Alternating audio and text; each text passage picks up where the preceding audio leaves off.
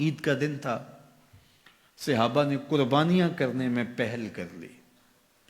ابھی حضور کی قربانیاں کھڑی ہیں۔ عید کے دن شوق ہوتا نا ہر بندے کو، سب سے پہلے میں جانور ذبح کروں، تو انہوں نے قربانیاں کرنے میں پہل کر لی۔ یا یہ کہ یوم شک کا روزہ رکھا، شعبان المعظم کے 29 دن گزارنے کے بعد چاند دیکھا جائے، اگر چاند نظر آ گیا تو اچھی بات، نہیں تو 30 دن شعبان کے پورے کر کے رمضان کا آغاز کیا جائے۔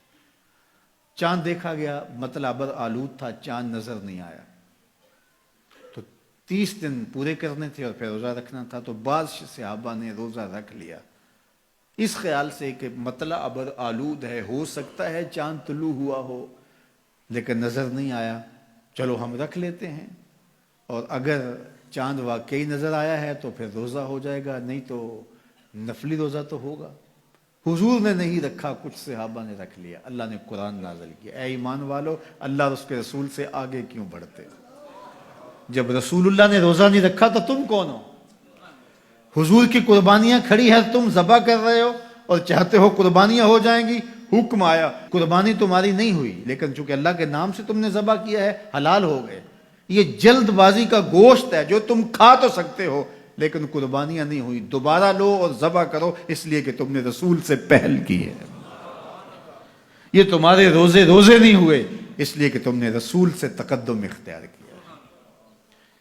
ایمان والو میرے نبی سے آگے نہ بڑھو۔ اب انہوں نے روزہ رکھ لیا تھا، کس لیے رکھا تھا؟ اللہ کی رضا نصیب ہو، اس لیے رکھا تھا نا۔ جلدی جلدی جانور ذبح کر لیے تھے اس لیے کہ اللہ راضی ہو جائے، حالانکہ ان کے حاشیۂ خیال میں بھی نہیں تھا کہ ہم حضور سے کوئی پہل کرنے کی کوشش کر رہے ہیں۔ یہ اتفاقاً ہو گیا، شوق تھا کہ اللہ کے حضور قربانیاں پیش کر دیں اور اس میں جلدی ہو گئی۔ شوق تھا کہ چلو اللہ کی عبادت ہو جائے، شک کے دن کا بھی روزہ رکھ لیتے ہیں۔ حضور سے کوئی نہ مقابلہ تھا نہ حضور سے جلدی کا ذہن تھا، لیکن اللہ نے کہا اگرچہ اتفاقاً ہوا ہے لیکن ہوا تو حضور سے پہلے ہے، لہٰذا میں اس کو گوارا نہیں کرتا۔ یہ تمہاری عبادت ہی نہیں ہے، تمہارا گوشت جلد بازی کا گوشت ہے، کھا سکتے ہو لیکن قربانی تمہیں دوبارہ کرنا ہوگی اس لیے کہ تم نے میرے رسول سے پہل کی۔ یہ ہے رسول اللہ کا ادب، یہ ہے رسول اللہ کی تعظیم۔ حدیبیہ کے مقام پر جب صحابہ نے پڑاؤ کیا، عثمان غنی رضی اللہ تعالیٰ عنہ سے فرمایا جاؤ تم جا کے اپنے رشتہ داروں سے کہو ہم لڑائی کے لیے نہیں آئے، ہم تو عمرے کے لیے آئے ہیں۔ تو حضرت عثمان غنی گئے تو انہوں نے کہا کہ عثمان ہم عمرہ انہیں نہیں کرنے دیں گے، لیکن اللہ کا گھر سامنے ہے، چلو تم آئے ہو تو طواف کر لو۔ حضرت عثمان غنی نے کہا عجیب لوگ ہو، حضور نہ کرے اور میں کر لوں؟ اللہ اکبر۔ اچھا، صحابہ کے ذہن میں بھی یہ بات آئی، ان کو طواف کا وہاں موقع مل گیا ہوگا، بچھڑے ہوئے تھے، کتنا عرصہ ہو گیا تھا مکے کو چھوڑ کے آئے ہوئے۔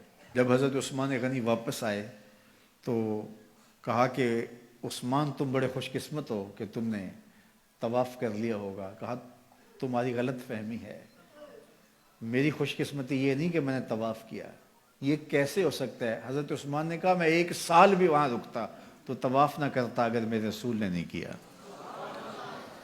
تو دین ہی وہ ہے جو حضور کے تتبع میں ہو، حضور کی اتباع میں ہو، حضور کے پیچھے ہو۔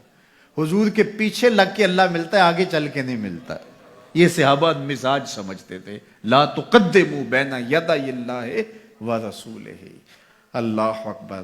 اس لیے خدا تک پہنچنے کا راستہ ہی یہی ہے، بخدا خدا کا یہی ہے در، نہیں اور کوئی مفر مکر، جو وہاں ہو یہیں آ کے ہو، جو یہاں نہیں وہ وہاں نہیں۔ وہی لا مکان کے مکی ہوئے، سر عرش تخت نشیں ہوئے۔